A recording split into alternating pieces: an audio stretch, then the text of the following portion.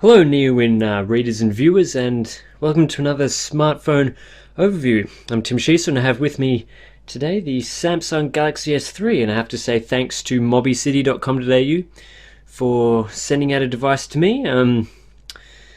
So thanks to them. Get right into it here. The Samsung Galaxy S3 is of course Samsung's new flagship device, replacing the Samsung Galaxy S2 of course from last year. A couple of cool new features that has been added to this device. You'll see on the front a 4.8-inch Super AMOLED HD display running at 1280 by 720 pixels, so it's nice and dense. On the back there is an 8-megapixel camera with a sensor made by Sony. Turns out it's the same sensor used in the iPhone 4S, so it's really good quality actually. I highly recommend checking out the written review. I've got a few shots and stuff checking out that. Internally, it is Samsung's Exynos 4 Quad chipset that has an ARM Cortex-A9 CPU, a quad-core CPU running at 1.4 GHz, plus ARM's Mali 400MP4 GPU. Last saw that on the Samsung Galaxy S2, but it has been ramped up speed-wise for the Galaxy S3. I'll talk about a bit more about that later, but first, I want to check out the design here. Look at those curves. It's something I'm not too fond of, I have to say, on the Galaxy S3. You'll notice that there is a physical home button there, and there's a menu and back button to either side of that, if my camera will decide to focus. Come on. Anyway, on the top you'll see a front-facing camera along with a couple of sensors, the Samsung logo and a couple of other things. On the side we have a volume rocker. On the bottom there is a micro USB port. On the right hand side is the power button, and on the top is of course a 3.5mm headphone jack. There is a removable battery and a micro SD card slot hidden behind the plastic thing, but it does take quite a bit of time to get on and off, so I'm not going to show that to you unfortunately on camera. It is very plasticky though, the design. It's something I'm not too fond of, I have to say.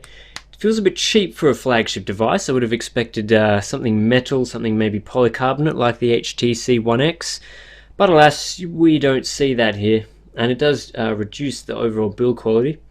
I'm not a fan of the overall looks of the device either. It looks kind of weird. I would have preferred more hard edges. That said, it is very thin, so you can't really complain there. But I go into much more detail about the design and the written bit. You'll see here there is a Super AMOLED display, and it does look fantastic on camera. It's very vibrant and all that stuff, as you would expect from an AMOLED display. It's pentile, not a big deal in my opinion. You won't notice it at this pixel density really at all. One thing I do have to complain about though is the auto brightness sensor up here. Something wrong with it on the software side. It doesn't particularly work that well indoors. I'm not really sure what's going on there. I think it could be fixed through a software update, so I'll have to pray and hope for that. Also, the white bezel, as you'll see here, reflects a lot of light, and it can make it hard to see the display outside, especially in direct sunlight, so that maybe it's better on the blue model. I haven't actually had hands-on time with the blue model, but hope something along those lines. It's better there, but generally it's not too bad. It's not as good as the Super LCD 2 display on the One X, but I'll get more into that in a separate video that I'm planning. Check out the speed of this. A good way to do that I've found is through Dungeon Defenders. Simply put, the performance of this device is amazing. I mean, it's better than anything I've ever used before. It, in terms of graphics performance, it dominates the Tegra 3. I'm not sure exactly how much they increased the GPU in this by, but it does work wonders, as you will see here in Dungeon Defenders. It is simply the smoothest performance I've ever got out of this device, which is of course great to see. So you'll notice it is really smooth here. It's very hard to play through a viewfinder, but it really is the smoothest experience I've ever had in games. It's also very good in GTA 3 and numerous other things that I tried on here.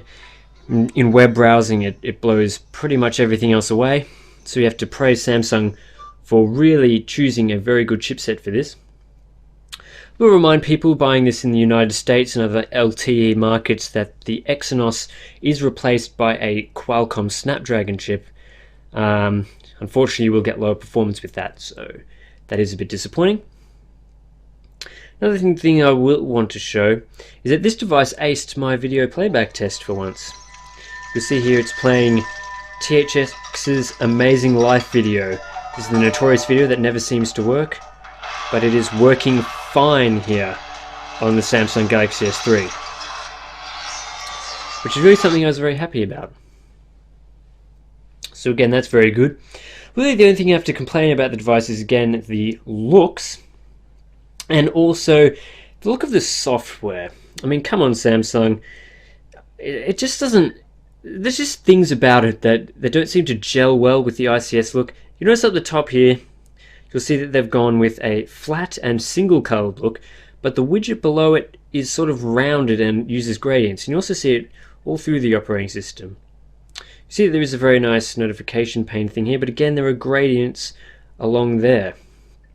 Go into really any app, such as messaging, and again it's flat here, but there's gradients at the top, and it just makes me think, well, what have they decided here? Have they decided to go with gradients, or have they decided to go with the new ICS look?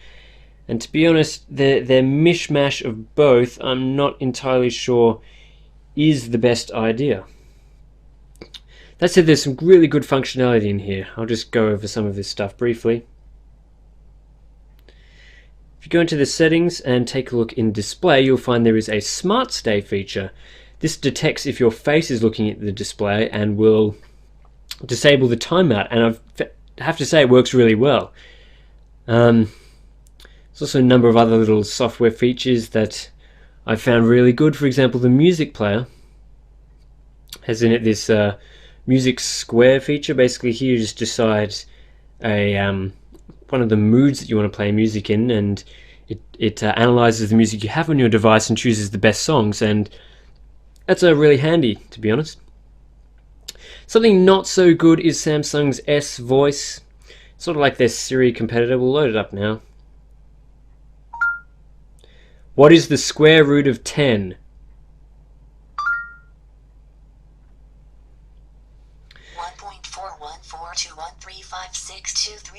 Now that's wrong. The square root of 10 is not 1.41. As you might expect, it is actually just above 3. Hi Galaxy. What is the square root of 20?